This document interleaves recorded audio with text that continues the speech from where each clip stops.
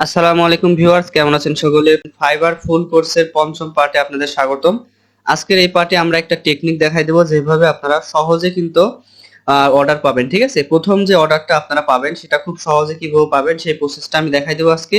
যারা জানেন না তাদের জন্য বলছি, আমাদের একটা ফাইবার ফুল কোর্স শুরু করা হয়েছে, অর্থাৎ আপনি পেড একটা কোর্স খুলে যা যা শিখবেন আপনারা ফ্রিতে এই ইউটিউব থেকে কিন্তু সবকিছু শিখতে পারবেন। আমার চ্যানেলে অলরেডি একটা প্লেলিস্ট করা হয়েছে, অলরেডি ফাইবারের 4টা ভিডিও দেওয়া হয়েছে, এখানে দেখতে পাচ্ছেন প্লে লিস্টে fibre full course in Bangla.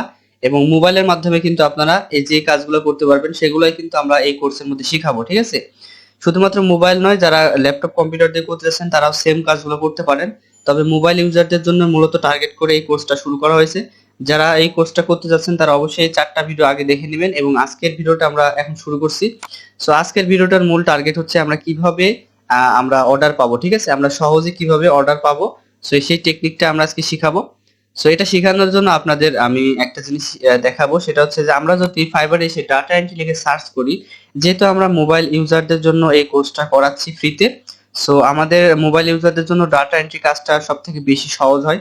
R data এন্ট্রির মধ্যে অনেক কাজ আছে যেগুলো করা যায় না মোবাইল দিয়ে, সো যেগুলো করা যায় সেগুলোই আমরা শিখাবো। ঠিক আছে, সো ডাটা এন্ট্রি লিখে সার্চ করার পর আপনারা দেখতে পাবেন এখানে অনেকগুলা গিগ আপনারা দেখতে পাচ্ছেন এখানে। সো আমি যদি একটা গিগ ওপেন করি, এখানে দেখতে পাচ্ছেন 1000-এর উপর কাজ করেছে, এটা বাংলাদেশি একজন ওয়ার্কার্স এবং উনি হচ্ছে মহিলা। ঠিক আছে, আমরা এখানে তার গিগটা দেখবো না, আমরা সরাসরি তার প্রোফাইলে চলে যাবো। এখান থেকে প্রোফাইলে যাওয়ার পর আমরা এখানে দেখতে পাচ্ছি যে তার প্রোফাইলে অনেকগুলা গিগ আপলোড করা আছে এবং আপনারা যদি খেয়াল করে দেখেন প্রত্যেকটা গিগ কিন্তু ডাটা এন্ট্রির উপরে কিন্তু করা। এখানে দেখতে পাচ্ছেন virtual assistant for data entry, মানে ডাটা এন্ট্রির জন্য সে ভার্চুয়াল অ্যাসিস্ট্যান্ট হিসেবে কাজ করে। বিটুবি লিড জেনারেশন, এটাও ডাটা এন্ট্রি, যেটা আমরা শিখাইছি অলরেডি, আমাদের চ্যানেলে অনেকগুলো ভিডিও দেওয়া আছে। এটাও ডাটা এন্ট্রি, এটাও কিন্তু দেখতে পাচ্ছেন ডাটা এন্ট্রি, এটাও কিন্তু data entry, Excel data entry, এটাও কিন্তু ফার্স্ট ডাটা এন্ট্রি। জাস্ট আপনি দেখেন টাইটেলটা ভিন্ন দিয়েছে কিন্তু ওনার ওনার যে কাজের ক্যাটাগরি সেটা কিন্তু সেম, অর্থাৎ ডাটা এন্ট্রির উপরে উনি কাজ করে থাকে। যতগুলা গিগ উনি আপলোড করেছে সবগুলা কিন্তু সেম টাইপের, সেম ক্যাটাগরি। ঠিক আছে, সো আপনাদের যেটা করতে হবে, আমরা এই পর্যন্ত আপনাদের একটা শুধুমাত্র যে গিগ আপলোড করে দেখাইছি, সো আপনাদের যেটা করতে হবে সেম টাইপের গিগ আপনাদেরকে আরো আপলোড করতে হবে। সেটা কিভাবে আপলোড করবেন আমি বুঝাই দিই আপনাদেরকে। মনে করেন যে আমরা গত ক্লাসে আমরা কিন্তু আপনাদের সাথে সাথে যাচ্ছি, অর্থাৎ আমাদের যে অ্যাকাউন্টটা করা হয়েছে এটা প্রতিদিন আপনাদের টিউটোরিয়াল দিচ্ছি এবং এই টিউটোরিয়ালের মাধ্যমে কিন্তু আমিও সামনের দিকে যাচ্ছি। ঠিক আছে, যেহেতু এটা আমার নতুন অ্যাকাউন্ট, আগের অ্যাকাউন্টের সমস্যার জন্য বাদ দিয়েছি। সো এখানে আমরা যে একটা গিগ আপলোড করেছি, এটা টাইটেল দিয়েছিলাম আমরা I will Excel data entry web research copy paste PDF convert. এটা আমরা কিন্তু অলরেডি দেখাইছি, যারা দেখেন নাই তারা কিন্তু এই প্লে লিস্ট থেকে দেখতে পারেন। ঠিক আছে, সো এখানে আমরা একটা গিগ পাবলিশ করেছি, এটা ডাটা এন্ট্রির উপরে। আমাদের কি করতে হবে, ক্রিয়েট এ নিউ গিগ। এখান থেকে গিয়ে আমাদের আলাদা আলাদা আরো কিছু গিগ ক্রিয়েট করতে হবে, সেটার ভিন্ন ভিন্ন টাইটেল দিতে হবে। যেমন ওনার প্রোফাইলটা দেখেন, উনি জাস্ট একটু দেখেন ওনার প্রোফাইলে উনি লিখছে প্রথমে হচ্ছে যেটা ছিল virtual assistant for data entry. So আপনি virtual assistant for data entry এটা লিখতে পারেন এখানে। ঠিক আছে, আপনি জাস্ট একটু চেঞ্জেস করে দিবেন। এরপরে দেখতে পাচ্ছেন উনি বিটিবি লিড জেনারেশনে কাজ করে, এটাও ডাটা এন্ট্রির মধ্যে পড়ে এই কাজটা। সো এই কাজটা উনি জাস্ট সাব ক্যাটাগরিটা ওখানে দিয়ে দিয়েছে, যেন সাব ক্যাটাগরি খুঁজে ক্লায়েন্ট যেন সহজে কাজটা দিতে পারে।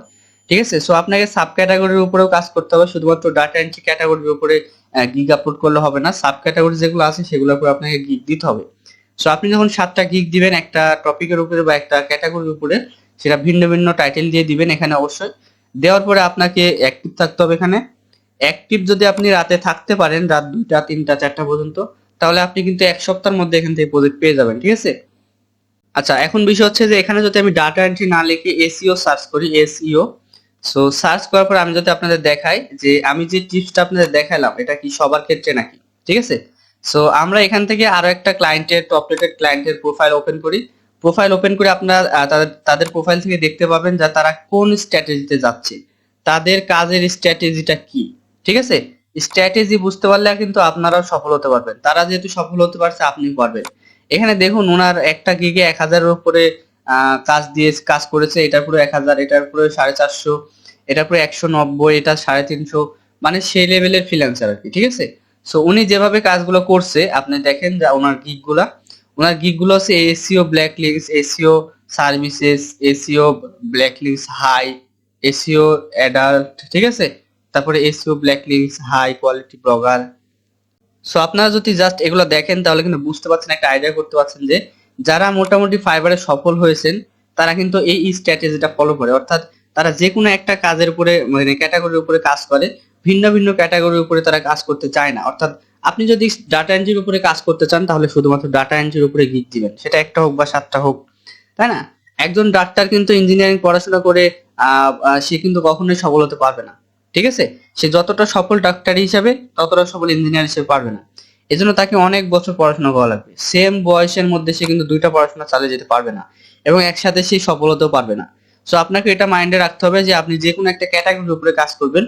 যারা মোবাইল ইউজার তাদের সাজেস্ট করবো যে আপনারা ডাটা এন্ট্রির উপরে মূলত কাজ করেন, ডাটা এন্ট্রি কাজটাই মেইনলি আপনাদের করতে হবে। এরপর আপনারা ফেসবুক মার্কেটিংটা করতে পারেন, ঠিক আছে?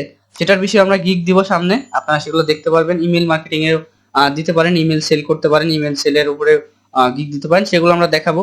তবে সেগুলোর জন্য আপনারা যদি আলাদা আলাদা প্রোফাইল ক্রিয়েট করেন তাহলে খুব ভালো হয়।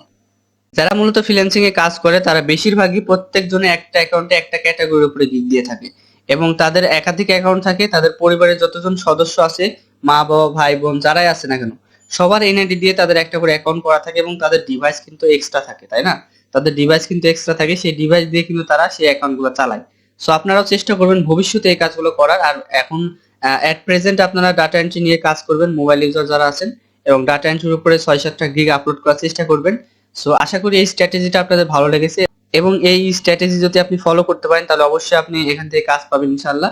সো আজকের মতো ভিডিওটি এ পর্যন্তই। ফাইবার ফুল কোর্সের পঞ্চম পার্টে আমরা দেখালাম কিভাবে আপনারা কোন স্ট্র্যাটেজিতে গিয়ে আপনারা হচ্ছে সহজে অর্ডার পেতে পারেন। সবাই ভালো থাকবেন, আল্লাহ হাফিজ।